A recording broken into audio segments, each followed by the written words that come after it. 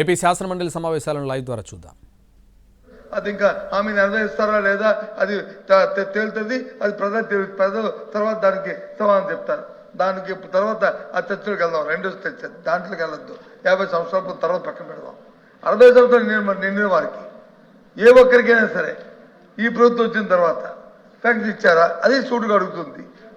ఆ 2 ప్రశ్నలకి సమాధానం చెప్పన్నారు తప్ప ఆ 2 ప్రశ్నల్ని దయచేసి మంత్రి గారిని సమాధానం చెప్తే మీ ద్వారా చూస్తున్న రాష్ట్ర ప్రధాని సంతోషిస్తారు. అధ్యక్ష మంత్రి గారు. అధ్యక్ష, మొదటి ప్రశ్నకు సమాధానం స్పౌస్ పెన్షన్ గురించి అధ్యక్ష.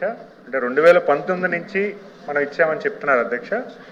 ఈ ప్రభుత్వం ఇచ్చారని చెప్తున్నారు. 2019 ముందు కూడా అర్హులైనటువంటి స్పౌస్ పెన్షన్స్ ఆ రోజు ఏ కారణం మీద చేతనో ఆ ప్రభుత్వం ఇవ్వలేదు అధ్యక్ష.